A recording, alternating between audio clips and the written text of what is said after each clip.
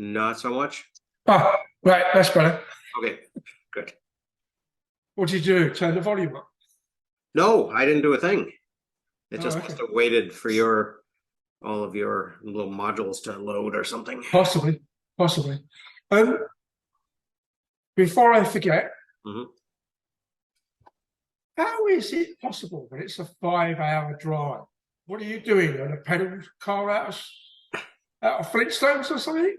No, it's I, I had a Minnesota's look on the big. map. Didn't seem, I didn't measure it, but it didn't seem that far. And you're still in the same state, right? Yeah, Minnesota's a big state. Well, yeah, north-south wise it is. Hmm.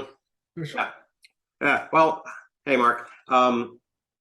Actually, my wife just she's probably arriving right now. She left early this morning for her hometown, which is Ortonville, which is down kind of southwest of us on the kind of on the South Dakota border. It's the bumpy part where the state of Minnesota sticks out a little bit. It's where the hey Pat, it's where there are a couple of there's a low spot and there's a river, there's a lake that goes north that becomes the Red River of the North called Lake Travers. And then there's another lake called Big Stone Lake that goes south and becomes the Minnesota River, which then goes way down south to basically to Mankato is more or less its southernmost point, and then it kind of circles back around and heads north and meets the Mississippi River at Fort Snelling between Minneapolis and St. Paul. And yeah, and that really is it's about a 4 hour drive from Bemidji to the Twin Cities, and then if you go directly, it's about a 5 hour drive. You bypass the Twin Cities and kind of go due south to Mankato. It's a big state. Okay. And have you still got the 55-mile-an-hour limit? No, we go most of the roads are 60 or 65. The highways are 65 or 70 miles per hour. Oh, okay. Yeah. So you've because I couldn't. I've heard one instance where I got stupid. I went from Bath to Chippenham, which is 20 miles, to meet my boss. Then I went for a quick meeting at Oxford. Then I went from Oxford back to Cardiff, which is 80 miles, to pick up some gear via Bath again to pick up a guy, and then went to Newcastle. And that was my day's work. That was 635 miles. Wow.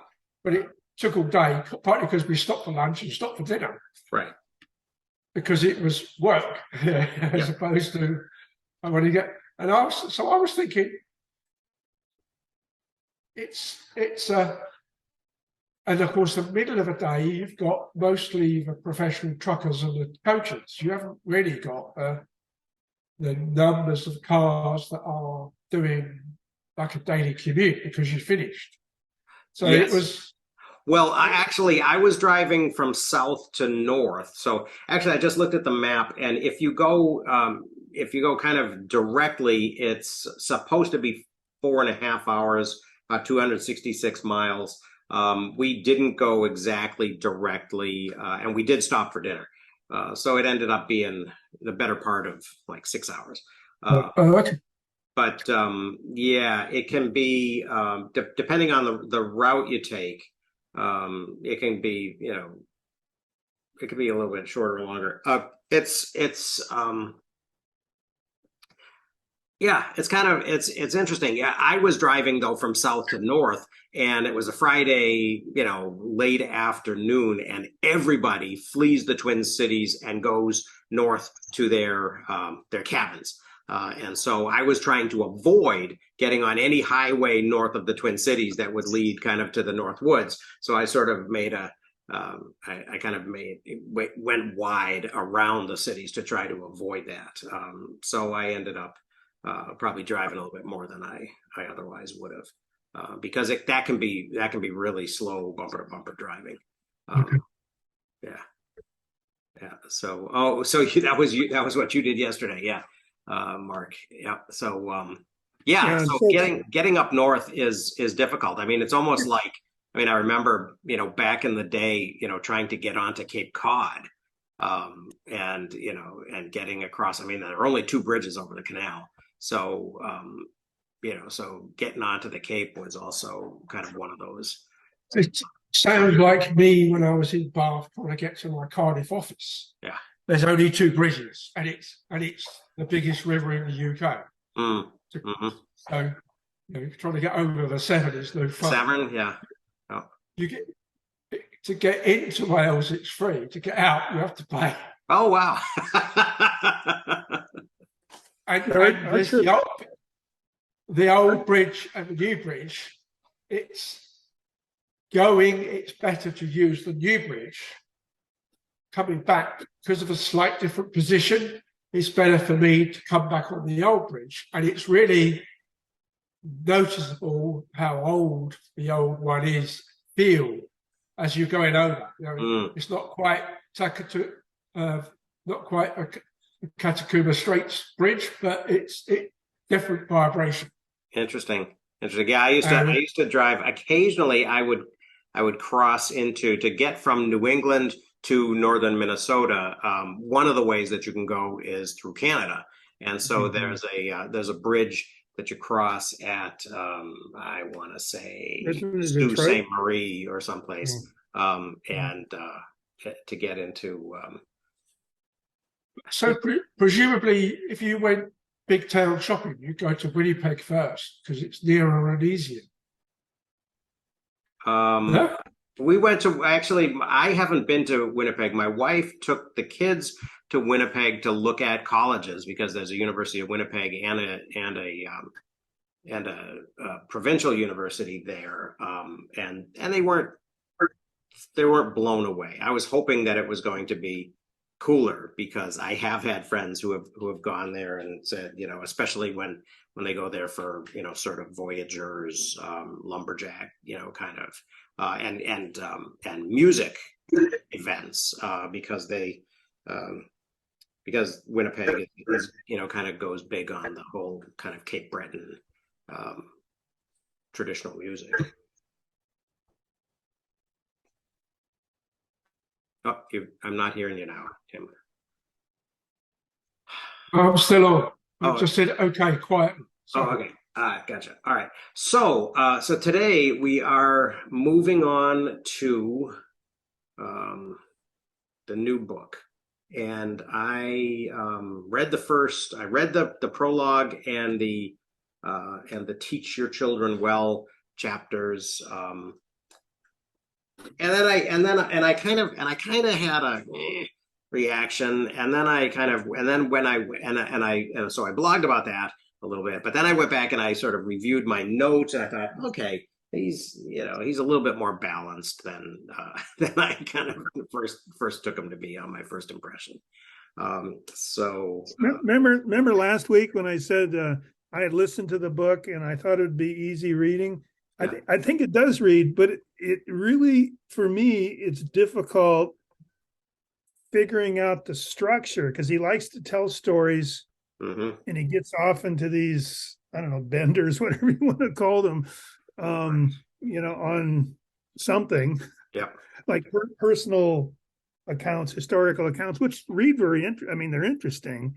Like the introductory story about the woman who starts the school in India, but then you're trying to figure out, well, how does that fit with where? See, if you read the prologue or preface or whatever, you get the notion that this is going to be a historical account, I think, of knowledge transmission and its effect in both ways by societal development and how it helps society develop. Yeah. And I think it's gonna be, but it didn't. Yeah, I think this first, I don't know. I mean, Chris, you tell us, because this is kind of, you're more of an expert on this. So compared to prior books, the beginning of this seems a little off to me. Mm-hmm. And he does skip around. So you mean compared to his prior books? Compared to his prior books. So in my mind, having seen his prior stuff, and what kind of made this interesting too is the idea of kind of knowledge as a general topic, not necessarily a linear one. Sure. And he generally has been very good in the past about forming some kind of interesting story out of non-linear pieces, which I always find fascinating. Yeah. Although in this, he's taking somewhat of a kind of a linear path through history from here we were here at one point and we're here now. Right. But a couple things seem to be kind of showing through to me. I know that he spent, several years as a journalist before doing this, which is why it can kind of like slip into the like small little sub story and run away. Yeah.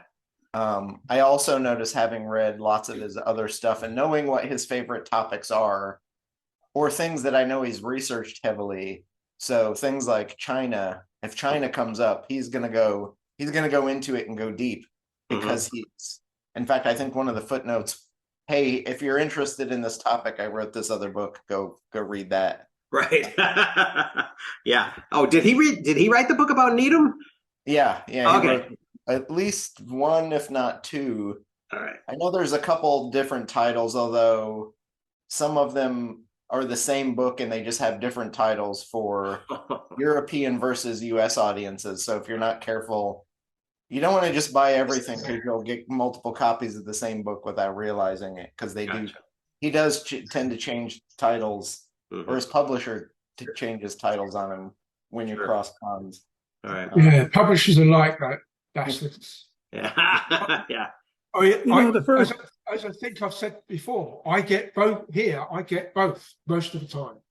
And I very often pick them both up and get halfway to the count and then, hang on a minute, they're both new, so let me check, and then you get past.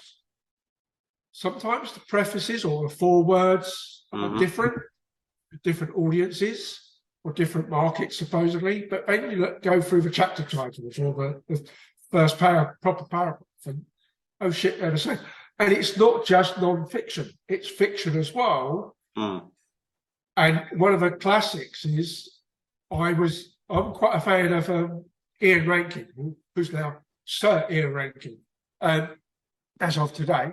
And one of his John Rebus books has got a change of title, just one change of title between the US and the UK editions. And I sort of read the UK one first, and then like 3 books later, like 10 books after, but third book later in the series, which I wasn't reading in order, I realised there was this title that I didn't recognise in the series, and I picked it up and started reading it. I thought, I know this book. And then checked, and then realised that it was just a title change. I thought the first chapter could have been written by Tom Friedman. The Bangalore emphasis, India and China, contrasting education systems, how demanding and competitive the educational system is in China. Yeah. Well, it's interesting stuff to somebody who's interested in education, but Yeah. I thought it was and to go back, I agree. I thought the stuff in the preface, or does he call it a prologue, about kind of about knowledge too. So sort of setting the kind of putting the stake in the ground, and and kind of talking about knowledge, I thought was sort of interesting. Yeah, he does seem to have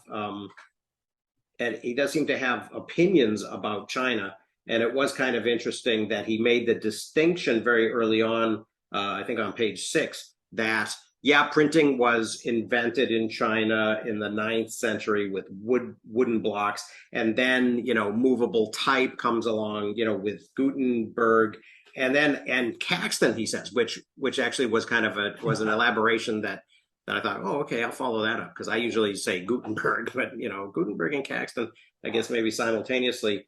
Obviously movable type is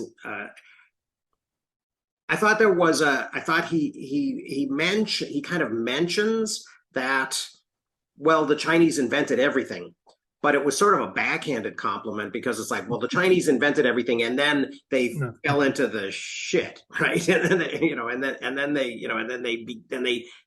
became, decadent or whatever it is he thinks that happened to them.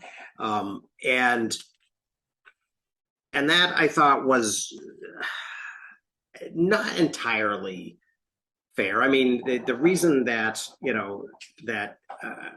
I think from what we're doing, I think one of the things we want to, kind of keep in mind is the reason that movable type is important in Gutenberg and Caxton's case is that it's an alphabetic language. You don't need movable type if you're if you're using wood blocks to print, 400,000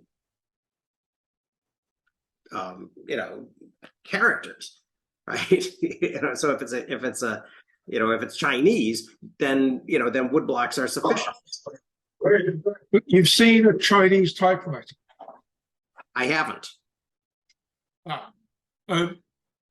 It's like 5 foot wide, and you pick up the movable type and then pick the next word up, but you can get through the headlines of the national newspaper with what's called 200 radicals. And the radical's a bit like almost, I suppose, synonymous with a syllable, really. So if you can, and if you think how many syllables we have from our 20 plus letters, or 30 plus letters in some European languages, that's about the same number. And it's things like the word for a tree is a simple pictogram of a tree with 2 branches each side. You put 2 of them together, it's a wood. You put 3 of them in a triangle, and the whole thing is the same size as the original tree. It's a forest. So you can build up very quickly words that are connected and learn them really fast. So you can get to 200 radicals, some of which are actual words, like tree, right, as opposed to wood or forest. And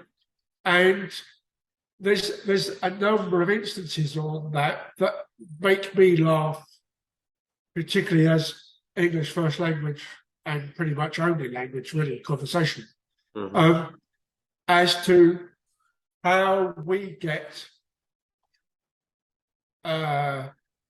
mostly comedic type misunderstandings because we just say something, and when we say it, there's no punctuation.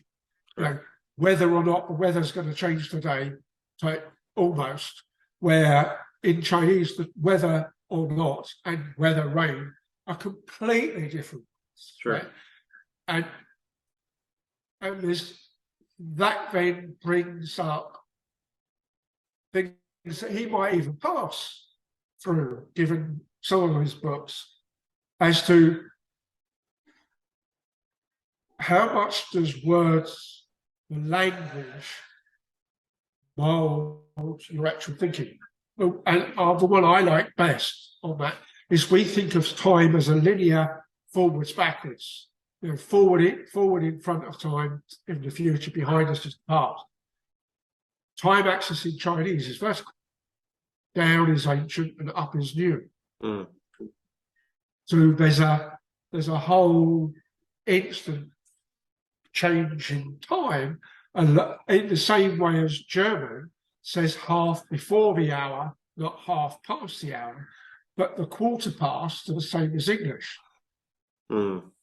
So, and before we get past the prologue, I was really disappointed in the wasps.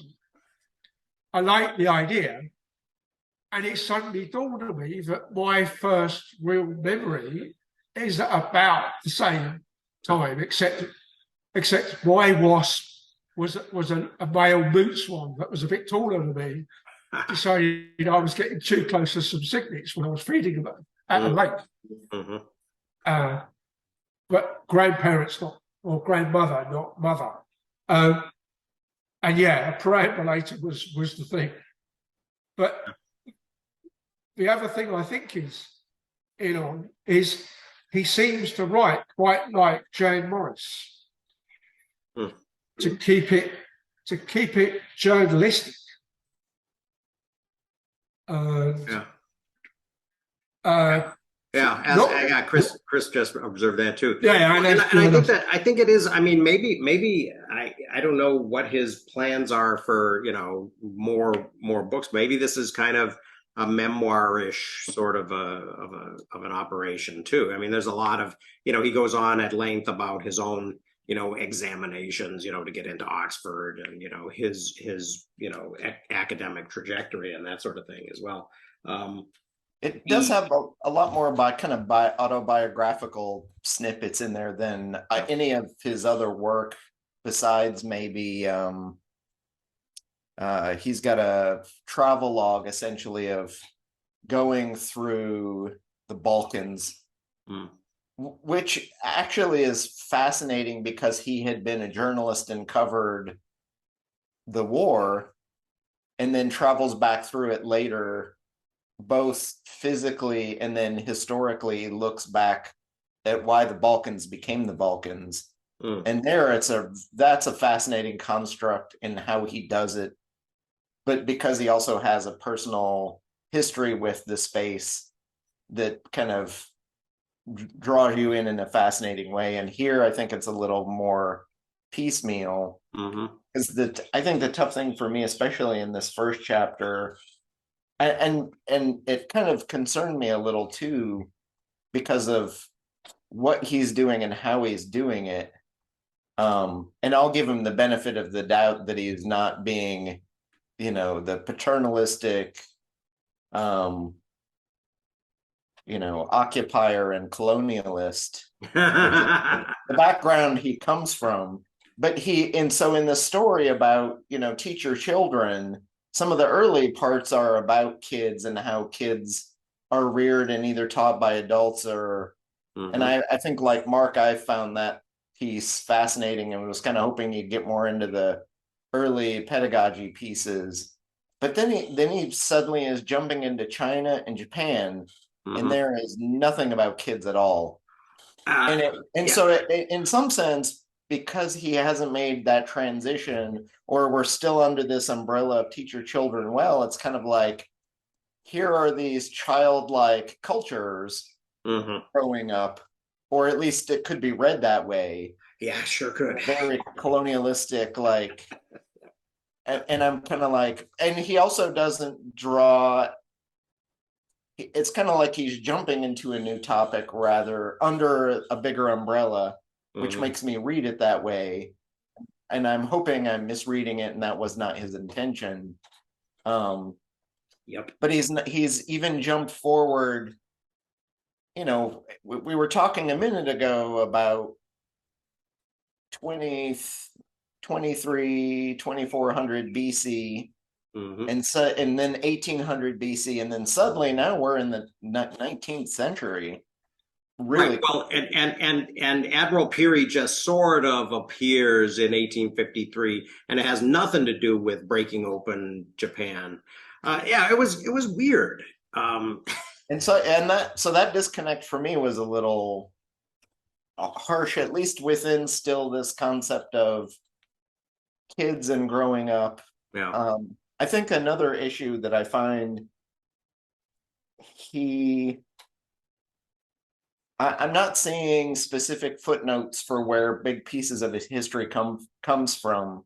Yes. So I'm worried that he's making some of the same mistakes that social historians have made in going from, and it's kind of a problem that Graeber and Wengrove, point out, that we have these stories we've told ourselves about the Enlightenment, and that we enlightened ourselves rather than we got it from this other place and have erased it and forgotten about it. And we've told this, right? we've told this new story, and he's doing that same thing. And it's from what I have read in other places. And one of the things I like about the book is he in the sources at the end, there are lots of really great books Mhm. that overlap a lot with these areas of knowledge and transmission that I'm super interested in. Yeah. And then I think in several of our meetings over the last, 2 year and a half, 2 years, we have mentioned. Mhm. So I know he's read that. So it's also interesting to me to see where that overlap of what he draws out of these sources and what I draw out of these sources Yeah. looks like. Yeah. Um, Yeah. Well, and to go back to kind of that enlightenment, kind of where he begins, back to the prologue, on what is it, page 14, he's talking about in section 5, right? He's talking about Plato and Socrates and justified true belief.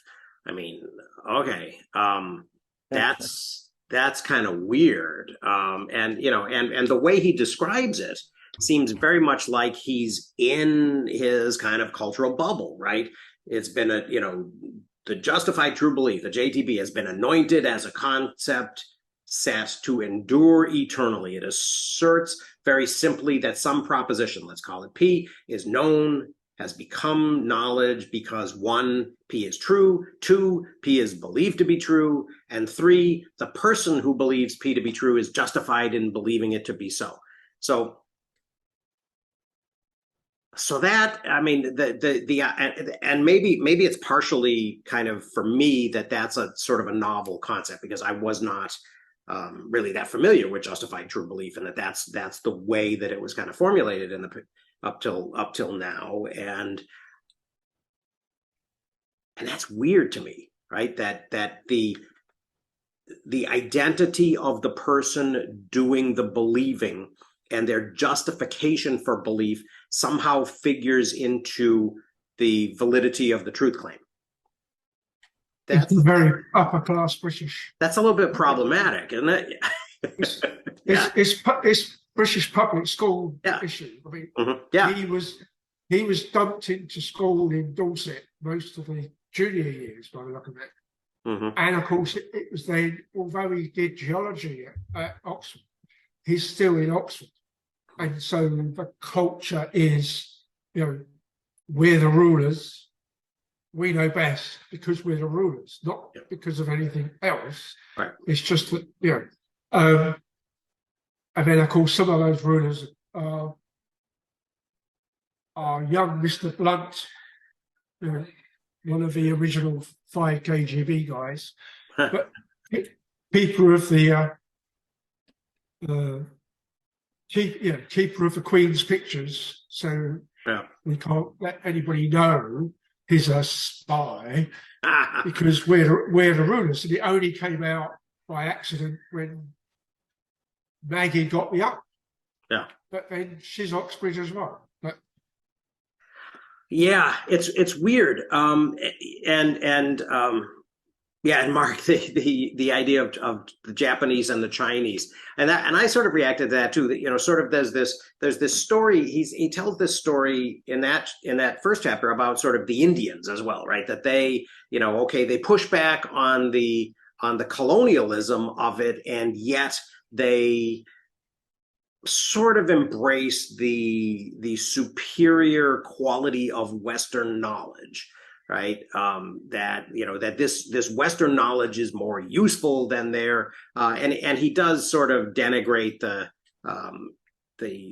characterization, the British upper class sort of characterization of Indian knowledge as being all 30,000-year reigns and yada yada, but even so, he says that they did embrace this Western knowledge because it was. But really they embraced it because it was useful, right? They embraced it because they made a decision at some point to follow and entered globalization is happening, right? Which I imagine globalization as, Western economic imperialism. And so that's happening, and they decide to follow that path into global markets, into global financial markets, all of that. Right, rather than, so they industrialize, right, and especially under, once, maybe things would have been different had Gandhi lived, right, but under Nehru, right? They rapidly industrialize and they kind of move into a market economy and all that. Oh, Alaman jumped. Okay, sorry. So, but that was not just about. I mean, it's almost like, well, that was made in a vacuum. That was made on some type of a evaluation of the objective quality of the knowledge or the knowledge system. It wasn't. It was embedded in this, in this economic and cultural thing that they were deciding to buy into, and that was the price of admission. And I think that the fact that he kind of doesn't deal with that is also kind of problematic. Yeah, he mentions orality a couple of times, especially early on, I think in the first chapter. Mm-hmm. And then but then he waves his hand at it and goes more into kind of a formal educational setting, which as modern Westerners, we're all super enmeshed in because we grew up in it and know what that looks like. Yeah. And he kind of says, we don't have any documentation of how we went from kind of the one to the present regime.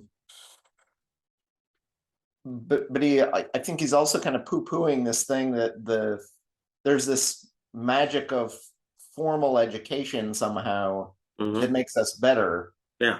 But it's certainly the case that in oral societies and oral traditions, students or children were taught things growing up that were directly and immediately useful to them in their environment and growing up. Now, it may not have been Pythagorean geometry because that's not useful or as useful in indigenous society, where knowing how to trap or hunt or fish or something else, or how to make your Acheulean axe head is more important and more useful. To measure the hypotenuse, right?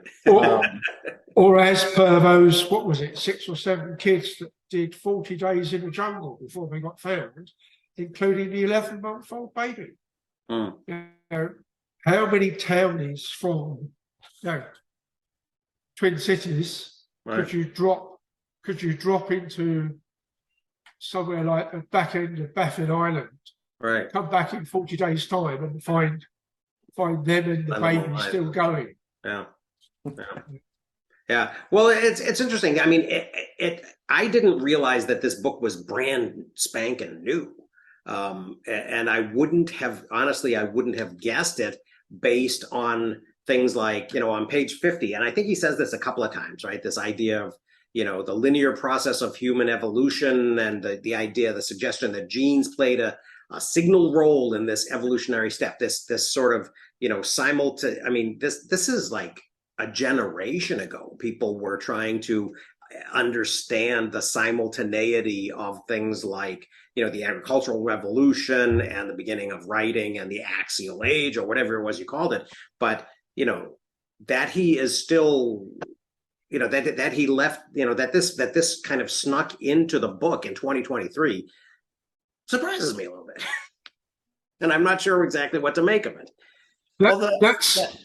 The newness is partly one of the reasons why I jumped in with the donut, was to make sure we could all get a copy eventually. And I said it's brand new, and I think from memory, the first time Chris mentioned it, it was like, hey, it's due out next week. I didn't. Yeah, I guess I vaguely. I forgot about that when I started reading this, because it seemed like a guy from a previous generation. Yeah, I agree. If you compare it to the stuff we've read within the group, there's a number of issues, like the linearity of certain things as opposed to the variability within genetics. And of course, all of the comments about well, if there's Christians, why are there still Jews? If there's humans, why are there still chimpanzees? And we're now finding out that the number of overlaps between the hominid species was wholly variable, in many ways. Other than, of course, there is no factual basis for Jesus riding a dinosaur. It didn't quite overlap that much. Yeah. Well, that's one of the things too that I found kind of unsupported is he kind of throws out that idea of a genetic link in the fact that we're kind of built to do, and he doesn't throw out any specific science other than he kind of waves his hands at it and says, in this 2,000-year period, maybe there was a genetic link for everybody coming up with alphabets in 4 places around the world that were unlinked. Although in the span of 2,000 years, one person could easily have walked from one of those places to another or traveled by boat and taken it. Right. Absolutely. And given what Graeber and Wengrow have been talking about, and all these sources that they're bringing up, I would have imagined that he would be at least aware of that, even if he didn't agree with it. Well, and he at least, says you're straying into the idea of eugenics to dabble in this. Mm-hmm. But I think what he probably misses that exists in both the archaeological record and I think enough literature, if you kind of delve into it, but I don't think the idea exists at the level of a popular press book like this, is that by that point of alphabets arising, there was enough of a human cultural package mm-hmm. of orality and travel and family, small community sustenance that could build into something, that it's that cultural package that certainly exists in all 4 of those disparate cultures around the world, right, that gives them a huge commonality. mm-hmm. So that, yes, at the level we have evolved to technologically, leaving genetics totally out of it, that cultural package, I think, is probably a better indicator of priming for language and written. Yeah. Well, not to mention all of those memory trigger things that you've talked about for so long, right? Or even things like the Roman Empire. Yeah. That's taking Latin now, but they're also bringing back barbarians to be senators, because that's the part of the negotiation, right? Yeah. And language follows both directions. Yeah. Why would it not? Right. Right. If the Romans are going to give us rabbits, we're going to give them something back. Right? Yeah. Yeah. Well, and the thing about the genes too, I mean, is sort of like, it's like the previous generation's understanding of genetics as well. Gene expression and is nowadays understood to be much more complicated than just, there's a gene, and obviously it is going to be expressed in all situations where someone is carrying the gene. We know, nowadays we know that not to be true. So that, so it begs so many questions about, what it is, what circumstance is it? Is there a solar flare that turns something on, or what happens that that triggers this? Given his journalistic style, I'm somewhat surprised that, and particularly on the gene side, and even the Enlightenment history, he's got no academic background of being an academic in that context. He left and became a geologist as an explorer, prospector, and then became a journalist, and he's done that ever since and has written. Fine. The writing, forget about explicit content. clearly works, flows, Yeah. reasonably well edited, etc., etc., etc. But it doesn't look like he's even read sort of Stephen Jay Gould to Yeah. check his. Well, yeah, and I think he's, you know, and I think he's read what he does seem to have read is like Fry, you know, because he keeps throwing, you know, he makes these attempts to be, you know, kind of funny, you know, that God created, you know, he started at exactly 9 that morning, presumably after his breakfast, you know, on October 23rd. So, you know, I think I think I would attribute that to kind of his editor, you know, saying, you know, what type of tone and what type of style, you know, are we actually kind of going for here. Now I've been bashing a lot. I do want to, you know, be positive as well. I think that you know, I think that the China stuff is very interesting, and it does show that he has some kind of background in China. The idea of and you know, and I do think that it's interesting, you know, sort of this idea that, you know, we have, although he describes it differently in different parts of the chapter, right? We have this tradition of, you know, the Confucian scholar gentry, right? That really sort of, I mean, the word that I use when I'm usually talking about it is kind of democratize you know, imperial administration, right? These people, you know, it is, you know, although at different times and places it does get corrupted to some extent, you know, and it is sometimes easier for, you know, for the sons of rich scholars to get the education that they need to pass the upper, especially the upper levels of the examination system. It is still possible for a poor boy who is brilliant to kind of break in, which is not something that happens in other empires where you have, you know, a very set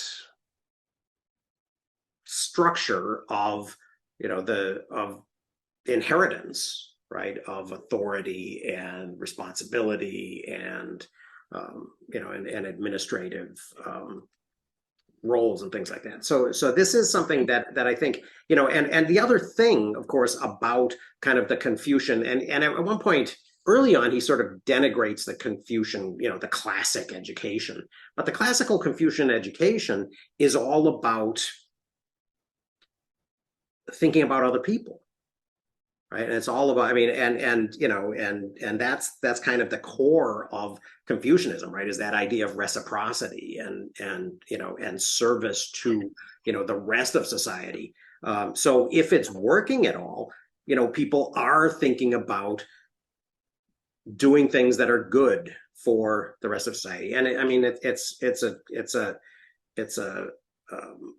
a cliche of Chinese history that whenever this breaks down, the way that the empires fail is that the irrigation system silts up and goes to shit, right? And then there are famines, right? And then that's an indication that, you know, that the people running things have lost the mandate of heaven. Yeah, I mean, that was one of the ones I thought was quite bad. Whereas Japan seems to come over as being much more of liege lord loyalty, because that's how it, you know, pre the last shogunates set. It was always warlord, because the emperor was never really an emperor like he was in say Rome, or Pharaoh was in Egypt. And so I thought it's almost as though he's decided it's close enough. I know the answer to one, so it must be the answer to the second. But he hasn't really done a Japanese outside of tour guide stuff. But he's done a whole big chunk of stuff on China where he must come across, you know. but that again comes over to me in the same way as the genes bit does. Mhm. Is this is skim surface reading from a Yeah. Well, it's interesting certain that generation, certain political bias. But the odd thing, of course, was the bulk of his work, early work anyway, was all for the Guardian, which was left leaning back then. Huh. Yeah. Well, it's interesting that he really likes this guy Fukuzawa, right? Who who I was not that familiar with, because in my understanding of kind of the Meiji Restoration, it's really much more about being broken in upon by the American fleet, and given that ultimatum, that the Commodore kind of says, he blows up a couple of things in the port of Tokyo, and he says, I'll be back in a year, and you better be ready to to sign a treaty. And then and they say explicitly, and they write about this, that we can either be dominated, or we can kind of join this game, and and try to beat them at it, and that's when they do try to become Prussia. So so all of that kind of fit together for me. So now I'm glad he mentioned this Fukuzawa, and I will I'll kind of look into that, because I wasn't kind of using that in my understanding, and that will that'll enhance it if there is something going on already in Japanese society that says, hey, wait a minute, things, we're not as we're not as hot shit as we maybe think we are. So that was it. That interested me quite a bit, and I like and I've had it sort of on my list of things to do, to kind of really dig into H.G. Wells too, because he's I am fascinated by the way that people about 100 years ago sort of thought about the world, and where it was going and stuff, on both sides of the two great wars. So I'll probably look into that a little bit too. There's a weird moment when he kind of, I don't know if he got a grant from John Templeton at some point or what, but what the hell? The John Templeton Foundation. Ever since the Enlightenment, the gulf between dogma and discovery has deepened and widened. The schism, the open hostility, is akin to the violent reaction when mixing sodium and water. But Templeton takes a view that, like water and oil, they may not exactly be miscible, but can be brought together to create a vinaigrette. What? That almost read to me like that almost read to me like I see this political schism in the world forming between the autocrats and the Democrats, and how do we bring the two together and have the happy middle we had 50 years ago? Happy middle. Yeah. But that was kind of weird too, and as I read this, I'm thinking as well about, what is his writing process? How does he do it? Is he doing something akin to what we're doing? Right. And things like this are just little, pouring out a little bit of pouring out of the Zettelkasten into the book, and then it doesn't get edited back, or it doesn't get tied together well. Yeah. And some of the chunks of early in chapter 1, I think there was more continuity between section 1 to section 2 to 3 to 4. But somewhere, 5 and on, like, there are bigger jumps that don't tie one section to the next section, or even into the umbrella of the whole of teach your children well as an idea. Yeah.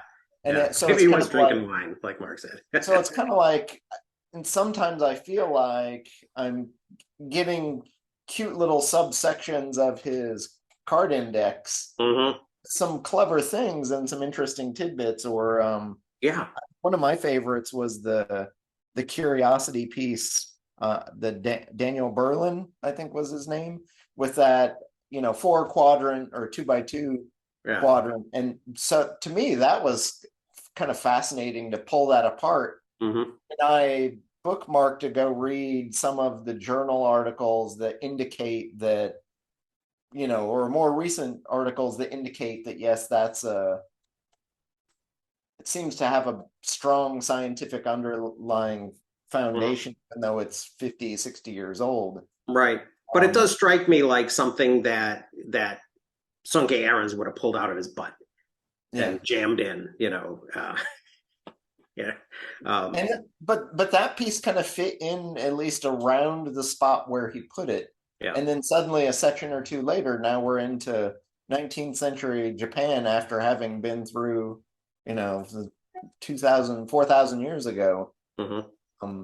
Well, there's a segment, I think it's really related there, where he's talking about curiosity and basically suggesting that kids lose it within our educational system the Mm-hmm. further along they get. I don't Yeah. know. That was my interpretation.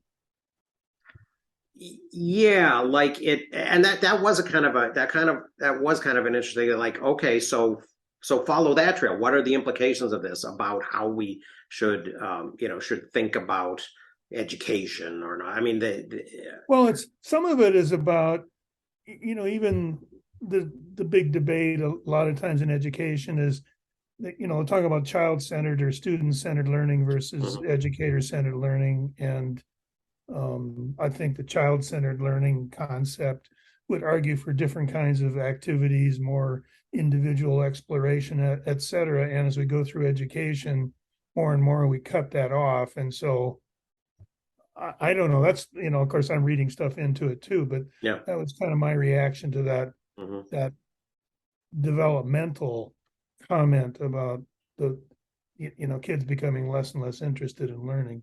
Right. Right. Yeah. Well, and that question of, is it innate or is it,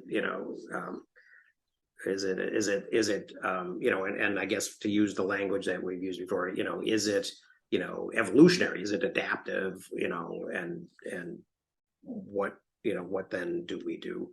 It was kind of, and then we get Macaulay, right? So, with an actual illustration of Macaulay, which is interesting. And then we, I mean, that it does seem like there are little really interesting stories, right? Okay, the education of Henry Adams too. Okay. I highlighted that and I thought, I have to go back to, to kind of think about Henry Adams. I really didn't know anything about Clarence King, so the footnote on Clarence King really interested me. It's like he's uncovered a lot of really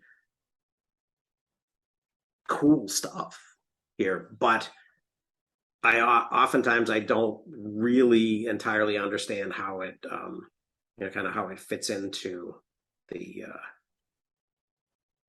point that he kind of wants to make. The Clarence King thing, as I highlighted that, I was like, okay, gotta go find out about Clarence King and his deal.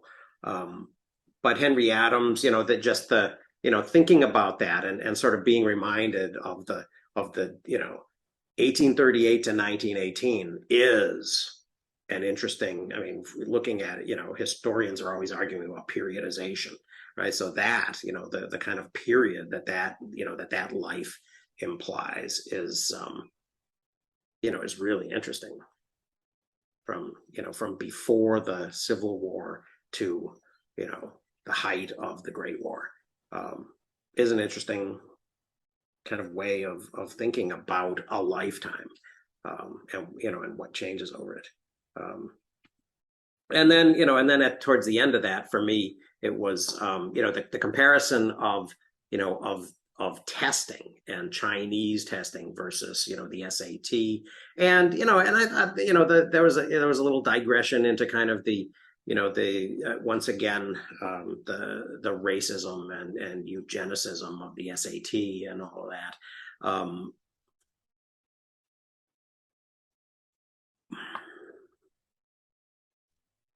Well, again, it's an interesting issue. In the U.S., of course, I mean, I think you were talking about going to non-grading, and the Mhm. whole issue universities now are, do you use ACT, SAT to, play a major role in Mhm. admissions? And Yeah. then the counter argument is, well, if you can afford test prep, and how sophisticated, I mean, how much you can raise somebody's Mhm. ACT score if they've had test prep, and who can afford that. And I mean, Yeah. Yeah. it's hard to Well, know if he's interested in these contemporary issues or on the side, and they keep slipping in as he writes. uh-huh. Or, Well, or I even think how much does he know about those contemporary Well, issues to that's be true able too, to right? tie them in? yeah. Yeah. Yeah. The tough part here too that we should acknowledge is he's going back 4,000 plus years to current day Mhm. and trying to see a wider swath Mhm. of what did we learn, what did we know, what have we lost, what have we regained, Yeah. and back and forth across thousands of cultures. Yeah. Yeah. Um, I'll drop a link to Violet Muller's book, The Map of Mhm. Knowledge. Mhm. She's looking at like 1,000 year span in a Right. very specific geographic area of essentially how the most of the Middle East preserved the knowledge from the Greeks into and through the Middle Ages and then back beyond. Mhm. But she's looking at and she's doing it in a very scholarly way too. So she's Yeah. footnoting and putting in some really deep stuff. But and even then, she acknowledges I can only scratch the surface, whereas he's taking a big piece of sandpaper and kind of making a big smear across, Yeah. 10,000 plus years of time and space. Yeah. So I'll cut him a little bit of slack. Yeah. Well, and I think he's putting some interesting things side by side and shining a light on them, which I think is valuable. The idea. I like the part where on 92 where he's talking about now all of a sudden earlier 10 pages ago he was sort of bashing the sort of the appeal to the past and the backward looking and the lack of kind of acceptance of modernity in the Chinese perspective. But remember, I mean, even Confucius in the 5th, 6th century BC didn't consider himself an innovator, right? He was drawing on 1,000 years plus of classic traditions and saying, my role is to curate and kind of position these things in a way that that exposes, because it's a culture that worships their ancestors, right? So that but I do that, but I like the part where he talks about 431,286 characters in that it takes to kind of learn these tomes by heart, right? And then he compares that to the 480,000 words in the OED, and he says few English readers will know more than 10% of them. My father, who was an English teacher, always used to say that the average American has a working vocabulary of 5,000 words, not 50,000. So when you compare, when you even just look at that, the idea of learning that many characters, and that's why when you mentioned the typewriter, Tim, and I looked at that image that I put in the chat. That is I mean, that's already kind of a how are we going to accommodate this using technology? It's a big change, kind of conceptual change. I've got to imagine. I don't really know the history of of how that changed the way Chinese teaching and Chinese ideas of literacy happened. But I got to imagine that there was something going on there. But Chris, you're invisible. I think he ducked I out. don't know what's going on. I'm frozen. Okay, I can hear you, so that's good. Oh, I'll pop back up in a minute, I'm sure. I don't know what's Well, going on. the thing that I get here is we have quite a lot of People's Republic people, because many of the main contractors for the construction here are from China. Mm.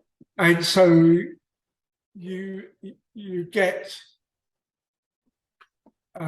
not just families coming over, but quite a few young people come over, and they're texting on their phone. Mhm. They're texting in European characters, Yeah. in Penguin or whatever it is, and the phone then converts it to Chinese characters. Oh. So they don't. So it looks like that when you see the final message, you get Chinese. Mhm. Plus the fact your picture is of like from one I've seen before is it looks to me like that's the kindergarten one, but because it was huge. Yeah. And the thing that I didn't know, even though it sort of happened when my kids were at school, by the look of it, was the experiment done when kids were at university. Quite at the end, I've got it as screen 129. It's just before chapter 2 starts, a few pages in, I suppose. They took a couple of classes from the British school and taught them how the Chinese teach their central high-level exam, tier 1 exam. Mhm. And although there was pushback against the discipline and the long hours, when they finally rolled over, they actually came out 10+% better than their classmates, Right. etc. So he has, in some cases, taken the next few steps that Mhm. if you were a straight historian, you might not have done, because it's only 2015. And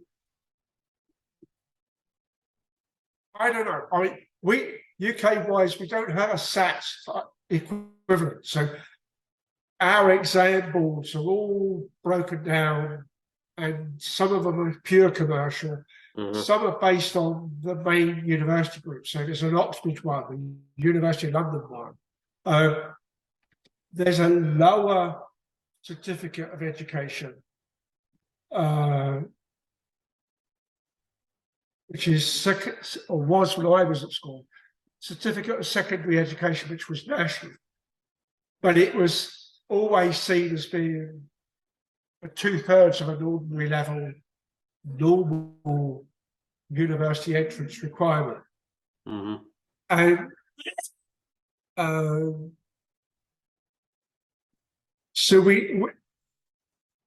because we've commercialised now in the UK, we are getting the revision books for the system Mhm. rather than just the subject. Mhm. And it's the same teachers making the papers and marking the papers anyway. So it's Right. the same type of person.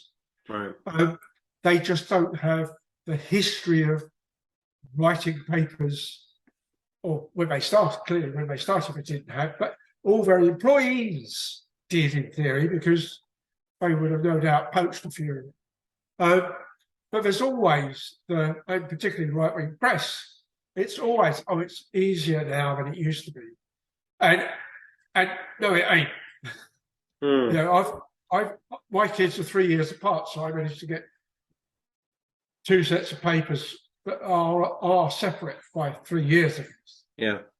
Yeah. It's, I mean, the SATs and the ACTs in just the last 10, 15 years, because I have 2 daughters who are, 29, 30 years old. And we lived in New England at the time, so they took SATs. And now, now I've got 2 more kids who are 17 and 16, and they are, my son took the ACT because we live in in Minnesota, and we're not an SAT state. But it's the same sort of test, and it's a multiple choice. It's what he talks about in the text. Personally, to me, I think of that test as being very easy to game. Because if you learn test taking techniques, if you learn the eliminate two options, eliminate two of the four options in the multiple choice and then choose between the other two, and just a whole bunch of different things that you can do to sort of speed up and improve your odds, even on questions that you don't necessarily know the answers to. I mean, you learn a lot of test taking, and you do that if you take the test several times, and if you're a certain type of person. And so, I mean, when I was a kid, both my parents were school teachers, so I took those types of tests, again and again and again. And I did very well I actually did well enough on the PSAT, which they didn't tell me was the National Merit Scholarship qualifying test at the time. So I went in and I was having a fight with my parents about my girlfriend, and I was like PO'd, and I was not really that interested in taking the test. I went in and I kind of whipped off the test, and I got to be a merit finalist. I think if I would have paid more attention, I might have done better. But that was based on mostly on test taking skills, not on, As in part, when we've been talking about how to take the atomic notes that we should be doing on the Zettelkasten. Mm-hmm. One of the things that at least the four of us that are visible have all said is we write essays. We don't do card sign. We don't do postcards. We write letters. Yeah. And that said, one of the things that I noticed, I can't remember who was talking about it now, but there was some guy sort of seemed to promise the parents that their kid would win a championship, and it was a martial arts thing. Mm. And the kid got really pissed off because he'd only teaching one move. Mm-hmm.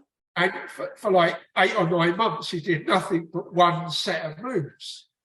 And so they entered their final, the competition as agreed.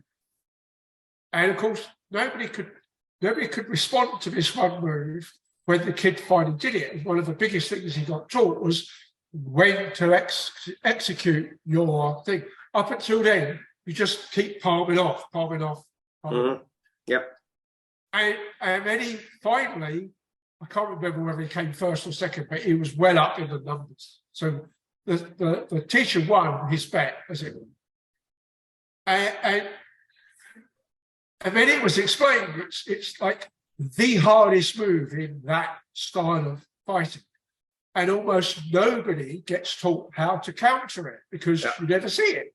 Yeah. So, of course, as soon as, because he'd been taught how to counter everything, and then when the moment is right, and it's like he went through my whole competition and kept on winning on one move, and nobody managed to get their student awake enough or noticeable enough to remember what to do, how to do it. It might well be, but I don't think it was. Well, it reminded me of that because remember the crane move in the Karate Kid, right? That can't be answered, and yet the very first episode of Cobra Kai, they've learned to respond to that, right? So that's no longer a legitimate, kind of excuse, impossible move to counter. So yeah. So things do change over time. Now, where within and exactly what style school this was in, I can't remember. Yeah. But it was the thing, and it's the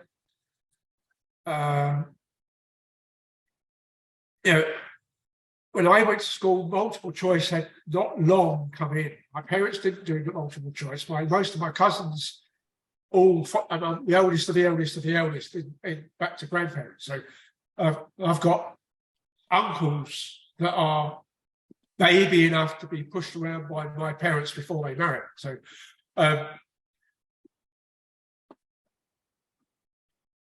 was basically the first generation of most of my family across the board to do multiple choice. And it was like, okay, this is a game. So make it a game. And it's just do test after test after test. It's not like you have to think hard in the same sense as here's an essay to write or here's a maths problem to do the proof.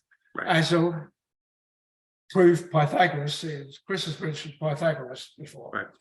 And of course then there's that relatively new to me meme that says A squared plus B squared is C squared, and in the class you up saying prove it. And it's no longer taken in quite the same way. But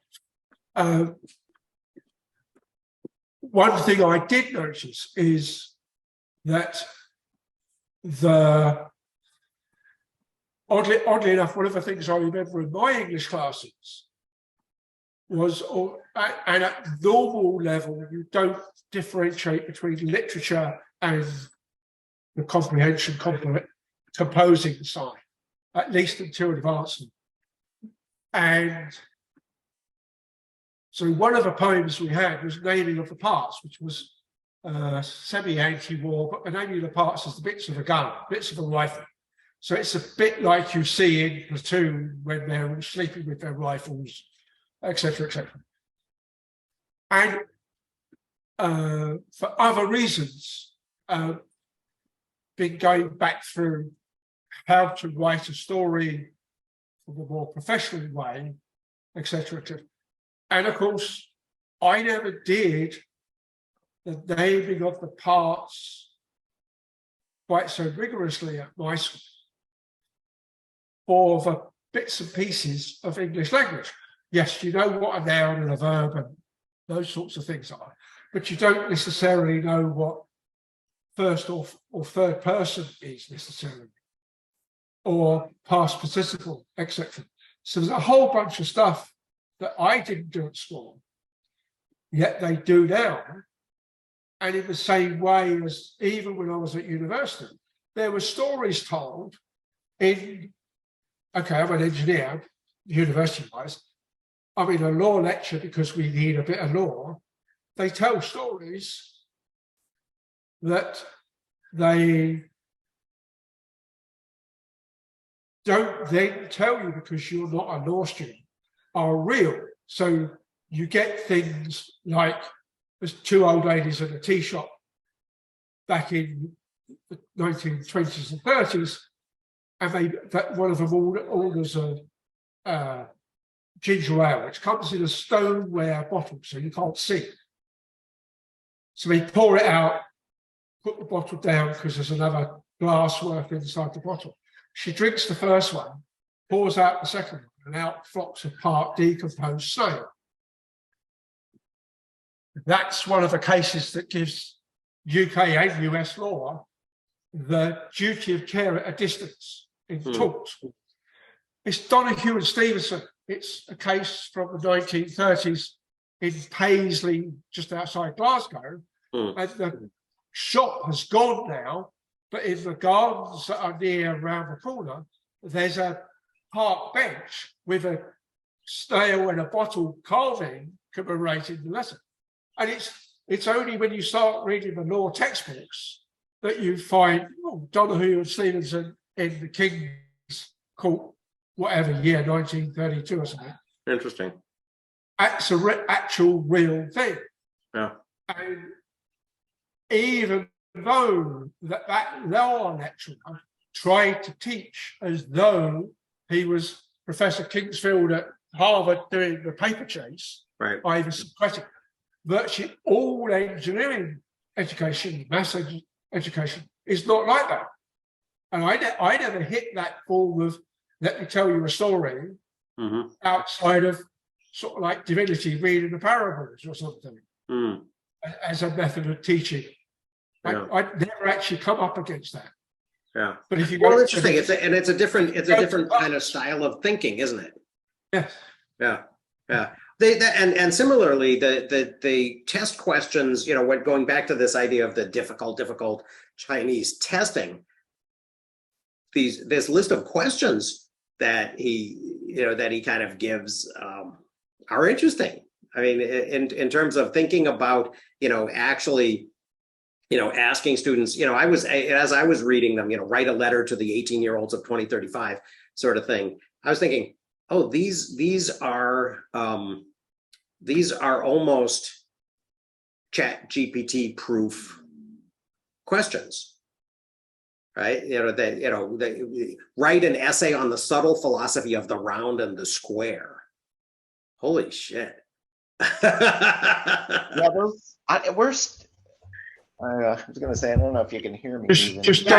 We can hear you now. Yeah. Okay. I reminded of, and I'm fairly certain the idea of the 5-paragraph essay comes out of, that Chinese governmental testing phase. And we're still dealing with it even in Western education because it's become a thing here now too. Mm-hmm. But one of the quirky things about these standardized tests, other than it's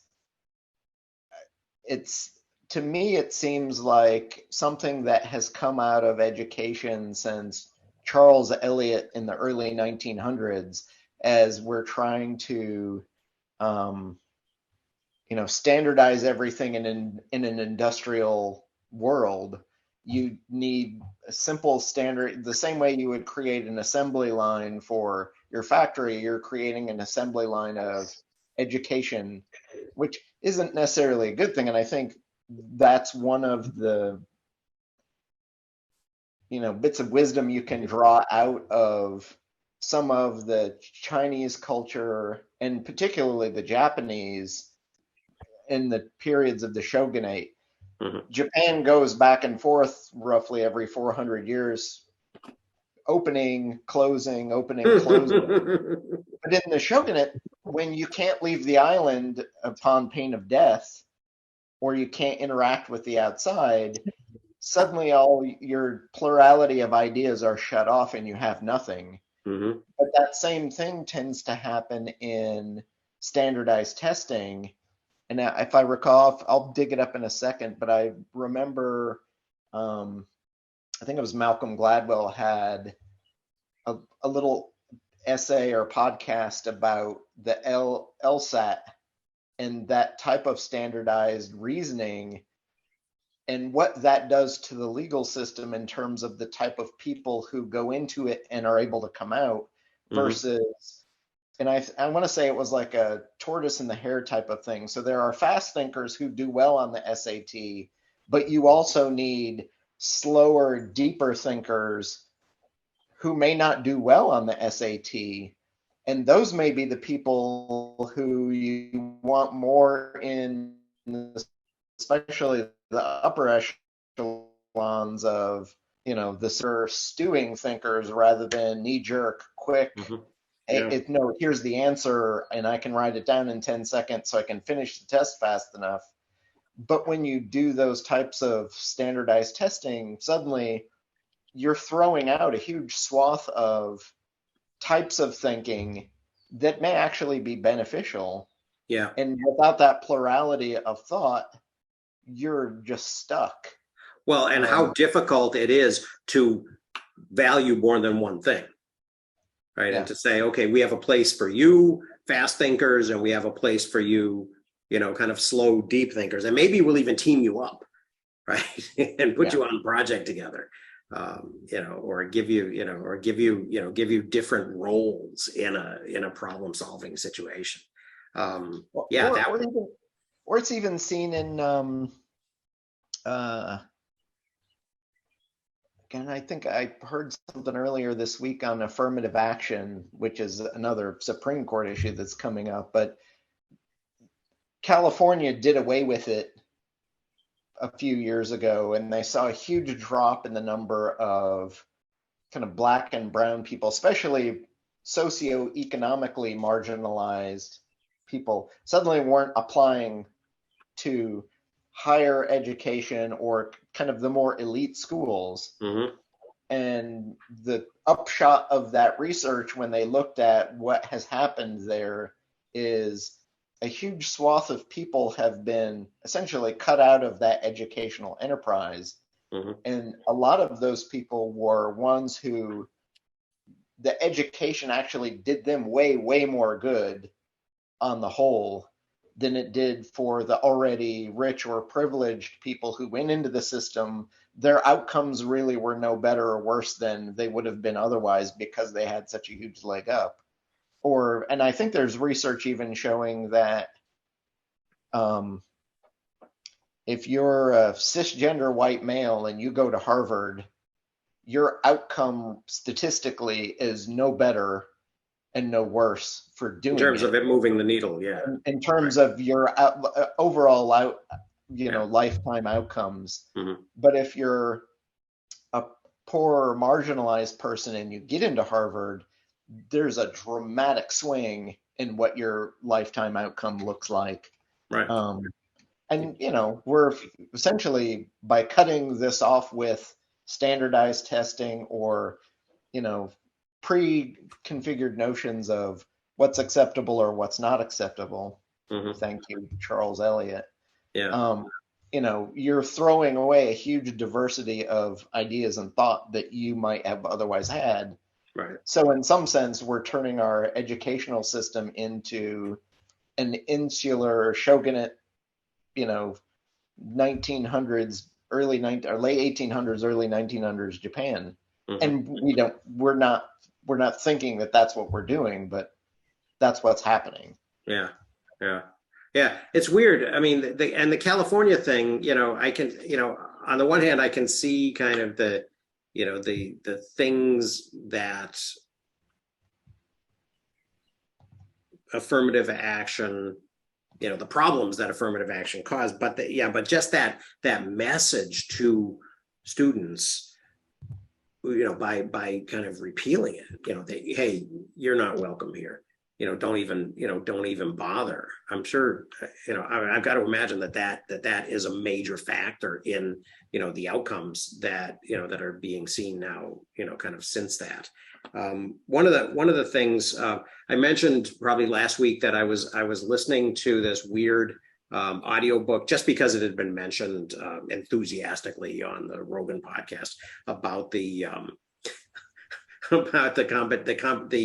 connect, some type of theoretical connection between the Manson murders and the security state and the CIA and and whatever COINTELPRO and stuff like that. And it turned out not to really be.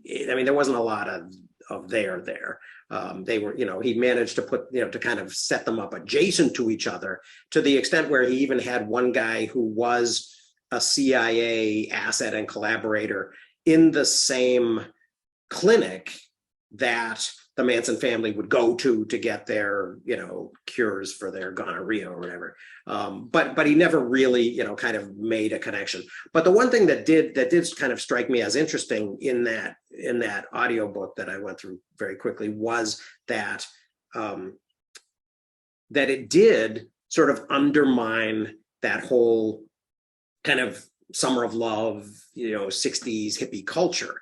Right. And it strikes me that, that this change in affirmative action is in a way kind of a similar thing, right? That, that we had this idea that we were pursuing, and we might have been pursuing it sort of,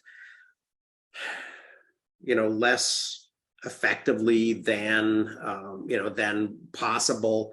But, we drove a stake through its heart. And so now it can't happen right now. Nothing, I mean, and that seems, for better or worse, whether it was deliberate or not, to be, kind of an effect of this whole, sort of the way that the Manson murders were characterized. Well, these are hippies who are, are scary and, and actually effective at being evil people and stuff, rather than just sort of aimless, kind of wandering, happy. Well, the other thing with our current author, of course, is back when he was pure journalist, in the early period after he left Africa was Northern Ireland. So there he was involved with what we know as Bloody Sunday, where 13 people were mown down in a similar sort of mowing down as I suppose your Kent massacre, Kent Union massacre. So you mean Winchester you're talking about? Yeah, our current author. Yeah, so how is he involved in that? I'm not familiar with his backstory.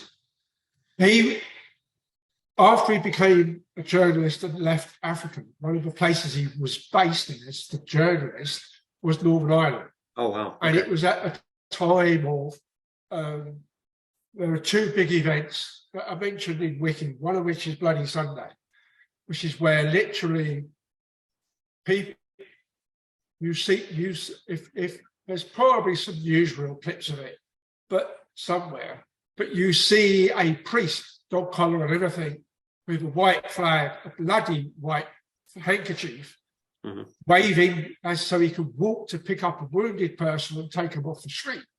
And it's where the parachute regiment opened fire. They'd been up and down this road that is literally sort of Catholic one side, Protestant the other, and been taking pot shots from both sides, and just flipped. And so it wasn't quite a sort of a My Lai type massacre or similar, because it's your people. It's not like you could tell the difference. It was uniform against civilians. It didn't matter what side of civilian you were. It was don't come on the street. Oh, I'm going to get a loaf of bread. Punk. So you didn't get your loaf of bread. And this is, I can't remember the date, but it's like late 60s, early 70s. It's still not fully resolved with a proper inquest.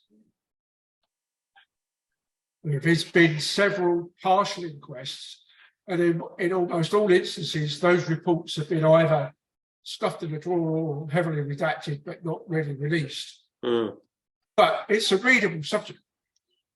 And the guy called Steak Knife, his code name is Steak Knife. So this is a guy that I suppose is the MI6 equivalent, MI5 equivalent of Curveman. He's an IRA interrogator of people they suspect of supporting the army of the provost. And so this is the guy that goes around using drills on people's kneecaps because it's quieter than using a shotgun, etc. He then, to make sure that he survives, starts giving the army information. So the army keep on turning up to interrogations he's not doing and getting everything, or arriving 10 minutes after he'd left his interrogation and getting various bodies in various states of disrepair. And eventually the IRA hierarchy figure it out. So he then has to go under the protection scheme. And in the end, it was also figured out that he was directly involved in a number of murders. So tough luck, you're going to prison.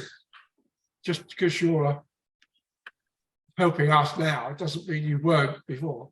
And he's recently died. So you'll find his Wikipedia page easy. Steak one as his past, as his nickname to keep his real name separate. But and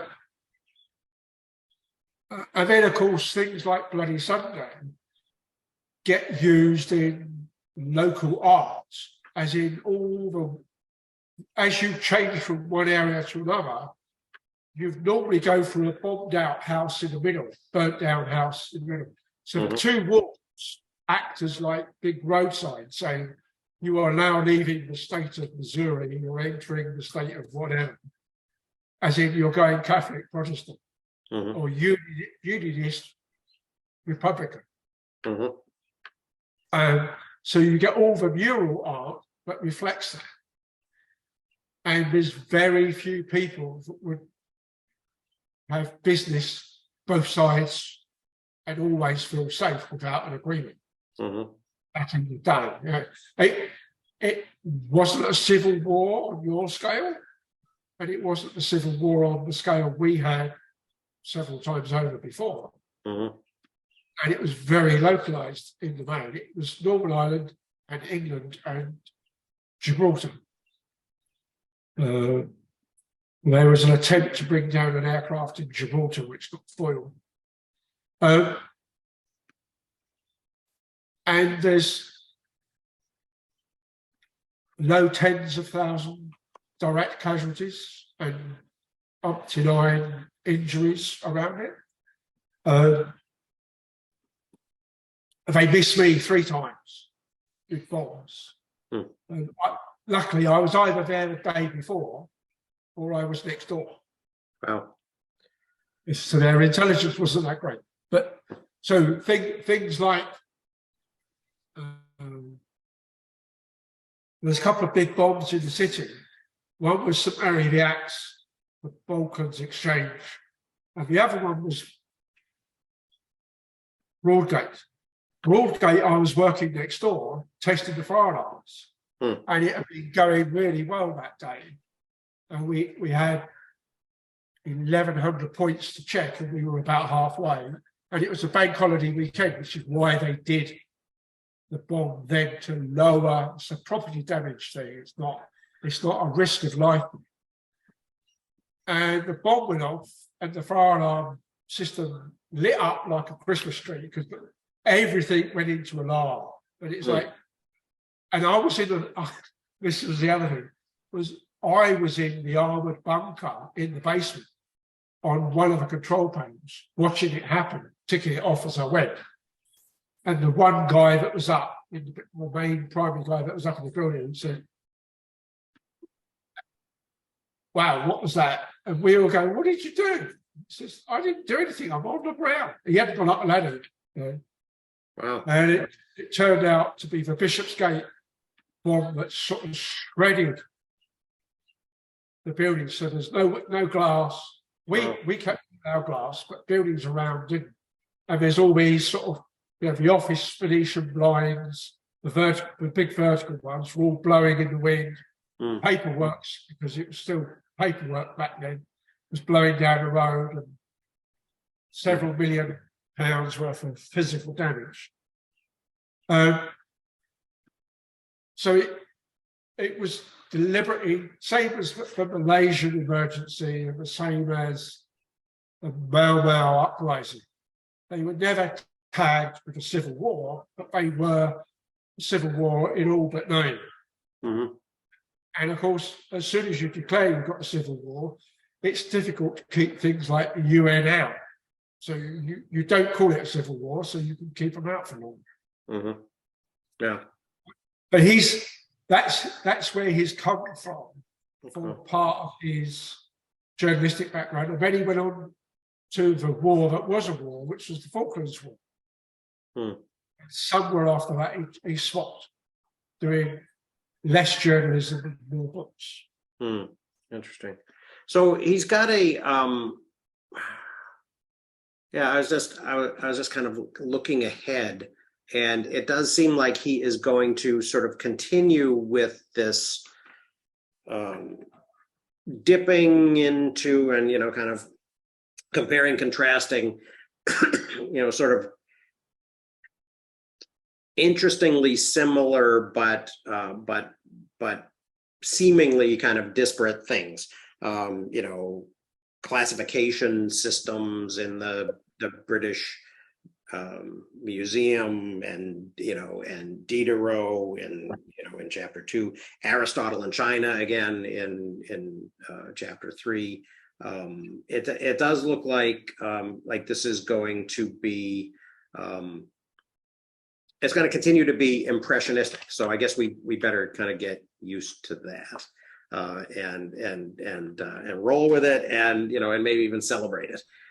So I do find it to be fairly different from his past prior works, which were much tighter in scope and nature in terms of what he was treating. So even broad things like he wrote a book on the Atlantic Ocean that covers thousands and thousands of years, different places and spaces along the Atlantic, obviously the Europe and the US pieces, but then he also did little island spots around, and it was unified around that theme. And that's a hard thing to pull off of.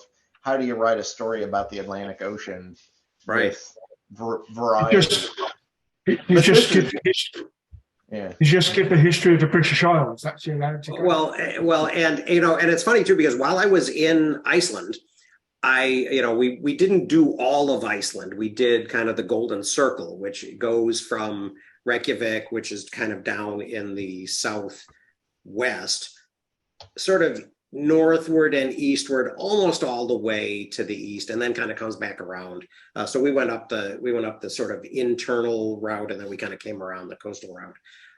And on the western edge of it, I didn't actually manage to go there, but I was probably within 10 miles of this place called Scaleholt, which is where this map from 1570 that I frequently use in my work is from, and I'll see if I can find you an illustration. So it is, and it is a map from 1570 of kind of the North Atlantic, and there it is, and it has and Great Britain, Tim, is down at the bottom right, and then you have sort of Iceland, sort of almost in the center. And then you've got Greenland to the left in the north, and then you go down and you have the places that are mentioned in the saga of Eric the Red, where they go to, on the way to Vinland, they go to these places: Helluland, the land of flat rocks, which is probably now Labrador, Markland, which is the land of forests, and then Skreylingaland, the land of the Skraelings, which are named because they scream as they go into battle. So these are probably Inuits. And then the text that accompanies this says Skreylingaland is near Vinland, and so this sort of validates Vinland and almost puts it on a map. And this exists apparently in this place, Scaleholt, where there is a still existing church that was established in the early 16th century. And I was like that close to it, but we sort of ran out of time and I didn't get to go there. But that's partially how you do an Atlantic. And if I were to do an Atlantic, I would do a north to south Atlantic thing, and I would find something in the South Atlantic that I could sort of compare and put up against that. The Falkland Islands and South Georgia. The Falkland Islands and South Georgia comes to mind, although there isn't enough there perhaps to make it worthwhile. For other reasons, I've been looking at Greenland for other, as I say, and it turns out that Greenland is north, south, east, and west of the Iceland. Yes. Which has probably got to be unique for any one country that doesn't surround somewhere else. Yeah. And Greenland, actually, I was very fascinated with Greenland because what struck me about Iceland, so we flew Iceland Air, and on the way out, it was actually, we left in kind of mid-afternoon, and we're so far north that we flew sort of due west. So very quickly we got to Greenland. And so it was, it wasn't that cloudy, so I got to see it. And I was really excited because I was thinking, okay, this is the route that, they took. It's actually more distance, I think, from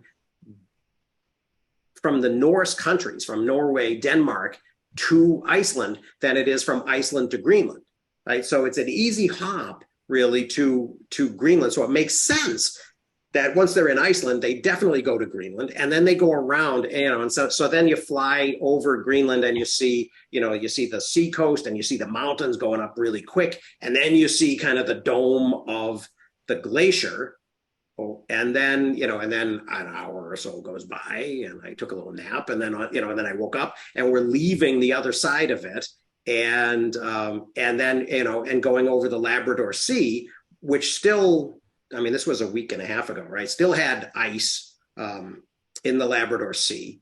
So it wasn't solid ice, but there was pack ice in the Labrador Sea. And then, and then you fly into, basically into Helluland, into this land of the flat rocks. And then you fly south over Hudson Bay.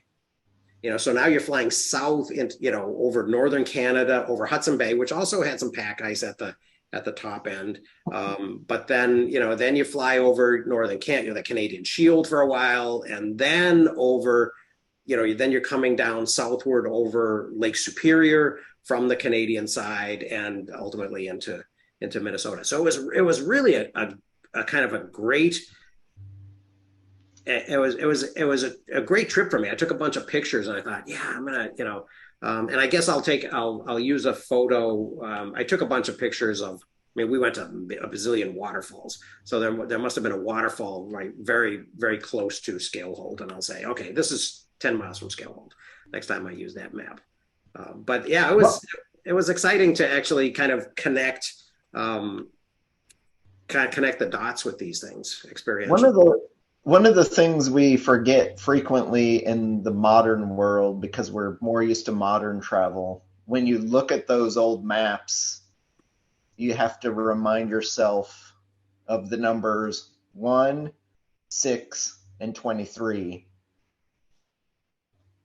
which are a fascinating, like, rescaling when you look at old maps. The distance you can ride a horse in one day is the same as, the distance you could ride a horse in 6 days is equivalent to how far you can go on a ship in one, and what it would take you 23 days to walk generally. Mm-hmm. So when you're looking at, let's say, or that type of map, those things are closer to each other because of ships and shipping, which is why ships were so important to those people at that time, particularly on an ocean living space. Yeah. But things like, you go back to like 5th, 6th century Wales, the Welsh Brittany connection on the coast of France is much tighter, not only in linguistic and trading, because you can do in a day of boat travel and you're there. And they're much further because you got to go overland from Wales to get to London. Is a much longer trip by horse or by walking. Even across the channel. Yeah, so going across the channel is like a one-day jaunt, and you're there, and there's your friends. Yeah, I think of the channel as there's a much, much tighter linguistic and cultural exchange there. Weather dependent. Right. Yeah. Yeah. Well, and that's why those original maps, the maps from the era, just before and after the age of discovery, European discovery, all of the lines, all the point-to-point measurements are nautical miles. You've got these land masses that are just sort of undifferentiated blobs, and then you've got these oceans with lines crisscrossing them, and angles and navigational kind of center points and stuff, which really explain illustrates what they were interested in. Having crossed the channel, as well as going from the Welsh coast to Ireland several times too, you can take the fast ferry, a hydrofoil, from Dorset coast to Brittany, Saint Malo, and it's like 2.5 hours because it stops at Jersey and Guernsey on the way. If you do about the same distance by ferry from Dover to Zeebrugge in Belgium, it's a 6-hour, assuming it's flat. And when I did my first one, I did Dover to Ostend, which is a little bit shorter than Zeebrugge. And it was 6 hours over long because of the storm. and the crew were sick. It wasn't just the passengers; the crew was sick. And Dover to Calais is an hour on a boat, 20 minutes on a hovercraft. But it's now, of course, 20 minutes on the train because of a Channel Tunnel. And a Brexit fallout happens to be that the train journey is not long enough to check all the passports. And so pre-Brexit and a year or two before Brexit, I mean, before the vote got anywhere near, the London to European cities was London to 13 different cities. They're now down to like 3 because they can't get the number of trains through. Yep. You know, Brexit is such a good thing. It just keeps on giving. The gift keeps on giving. It's a very, if you dip into any sort of British political conversations, you'll get that come up sooner or later. Right. How are the Irish faring with it? I guess I've asked you that. They're laughing. They're laughing because they know that civil war that wasn't a war that I spoke about will restart as soon as that border goes up. Well, that was my question. Is is the border going back up, or are they going to be? Are they going to? Sudek's got an agreement, but it hasn't gone through Parliament, so we'll have to see. And I'm not quite sure whether the unionists, at the moment, I'm not quite sure from the last general election, but the general election before, and particularly just before Brexit, it was the Northern Ireland unionists, there were like 6 or 8 of them or something, was enough to mean that they would always vote Conservative to keep the Conservative government. It's not that tight anymore, so I'm not quite sure whether we can ignore the unionists in that sense.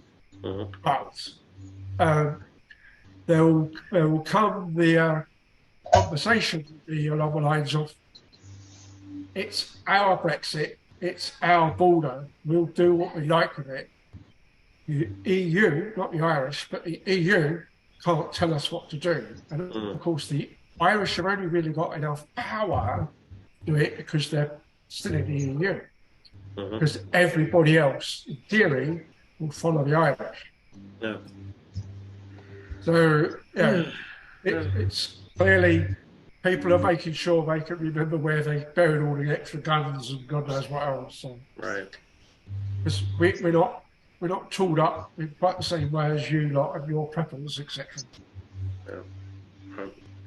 Tooled up London slang for carrying a firearm. Sorry. Right.